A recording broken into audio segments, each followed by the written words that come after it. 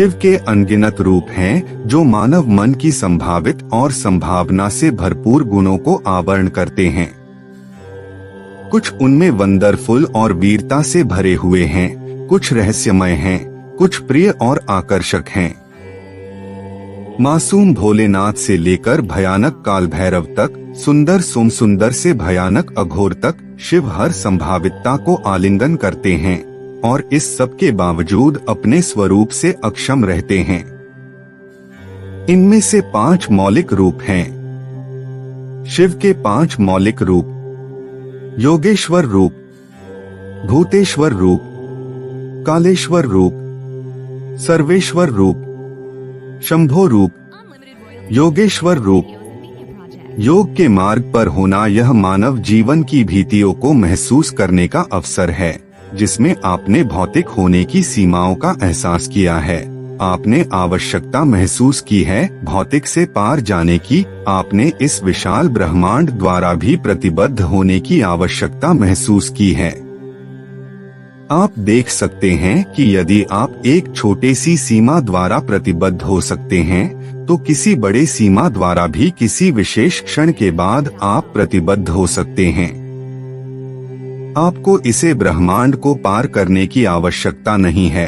आप जानते हैं कि यदि आप ब्रह्मांड को पार करते हैं, तो कुछ समय बाद वह भी आपको प्रतिबद्ध करेगा। यह सिर्फ दूरी यात्रा करने की क्षमता के सवाल है। एक बार जब आपकी दूरी यात्रा की क्षमता बढ़ जाएगी, किसी भी प्रकार की सीमा आपके लिए प्रतिबंध हो जाएगा। भूतेश्वर रूप: भौतिक सृष्टि जो हम देख सकते हैं, सुन सकते हैं, सूंघ सकते हैं, स्वाद कर सकते हैं और स्पर्श कर सकते हैं, वास्तव में वह सभी चीजें 5 तत्वों के खेल की प्रक्रिया है। केवल 5 तत्वों के साथ कितनी शानदार शैली से एक महान चुटकुला बन रहा है। 5 तत्वों के आधार पर जो कुछ भी बन रहा है वह अत्यंत दयालु है। यदि 5 मिलियन तत्व होते तो आप भटक जाते। इन 5 तत्वों के उपराज्यता प्राप्त करना, जिन्हें पंचभूत कहा जाता है, सब कुछ है। आपके स्वास्थ्य, आपकी भलाई, आपकी शक्ति दुनिया में और आपकी योग्यता का स्तर क्या है कि आप क्या बन सकते हैं। जाने अनजाने में सजीव लोग इन विभिन्न तत्वों पर नियंत्रण या अधिपति होते हैं। उनके पास जितना नियंत्रण या अधिपति है, उससे उनके शरीर, मन, उनके काम की प्रकृति, वह क्या करते हैं, वह कितनी सफलता से करते हैं और वह कितनी दूर तक देख सकते हैं, यह तय होता है। भूतेश्वराय का मतलब है कि पंचभूतों पर उपाधि है। किसी न किसी तरह से उनके पास नियंत्रण है, जो कम से कम भौतिक क्षेत्र में उनके जीवन के भाग्य को तय करता है। कालेश्वर रूप: काला समय का मतलब होता है।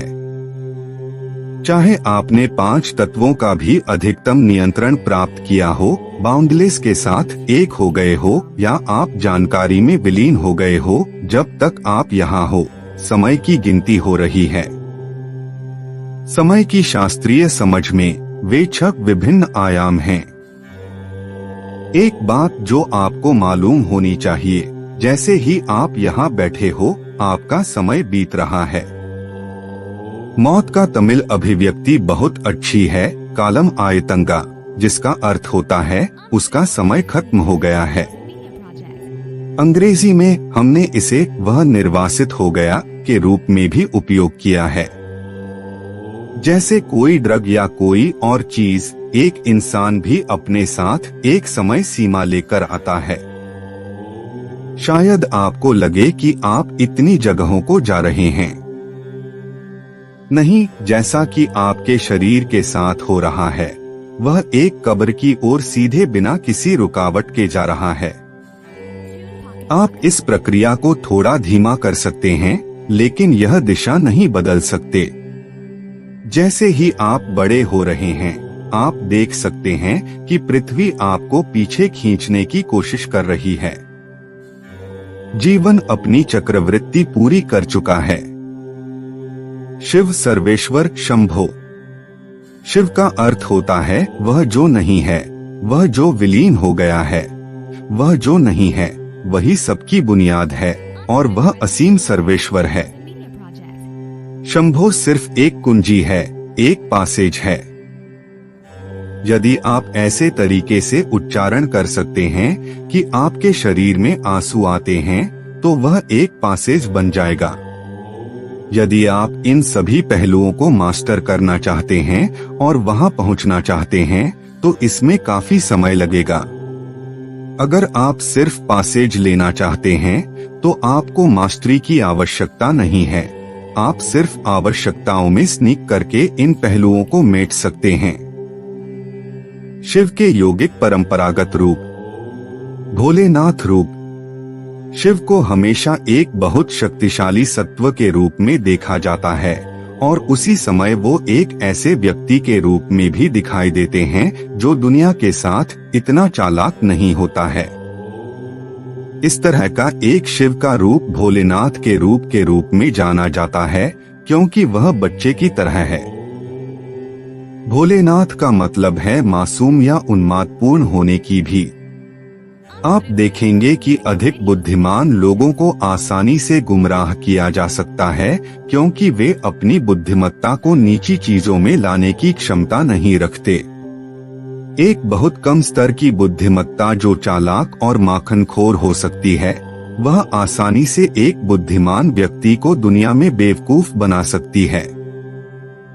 शायद यह कुछ पैसे या समाज में कुछ मतलब हो सकता है, लेकिन यह जीवन के आधार में कुछ नहीं होता है। नटराज रूप। नटेशा या नटराज नृत्य के भगवान शिव के सबसे महत्वपूर्ण रूपों में से एक है।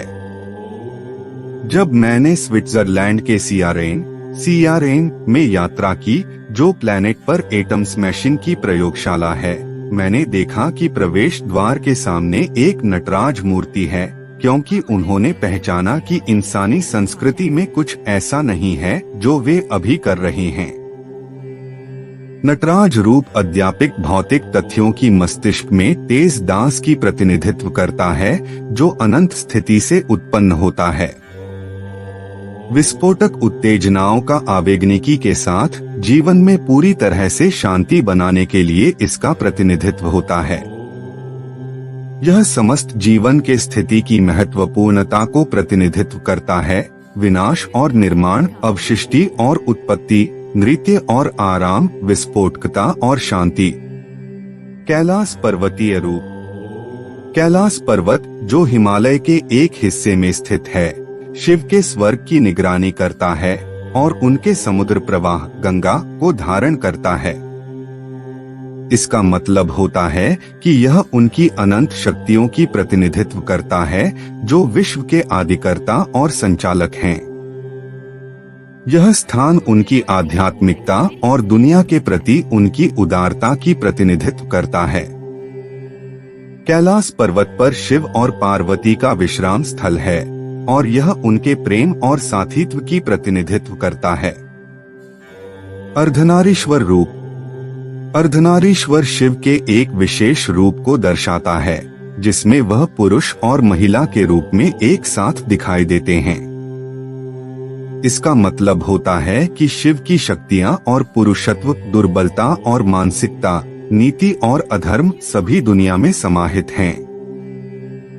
यह रूप विश्व में संतुलन की जरूरत को प्रतिनिधित्व करता है और यह भी दिखाता है कि पुरुष और महिला के बिना कुछ भी अधूरा होता है। कामांधक रूप। यह शिव का एक भयानक रूप है, जिसमें वह क्रोध और नाश की प्रतिनिधित्व करते हैं। यह उनकी भयानक शक्तियों को दर्शाता है, जो दुनिया में समस्त नाश को उत्पन्न कर सकती हैं और उनके प्रतियोगिताओं को पराजित कर सकती हैं। इन विभिन्न रूपों के माध्यम से शिव हमें दिखाते हैं कि वे सभी पहलुओं का प्रतिनिधित्व करते हैं और वे दुनिया में समस्त प्राणियों की देखभाल करते हैं। वे आत्मा के अद्वितीयता और सभी जीवों के बीच के संबंध का प्रतीक हैं और उनका परिपूर्ण भविष्य के संबंध में दर्शाता है।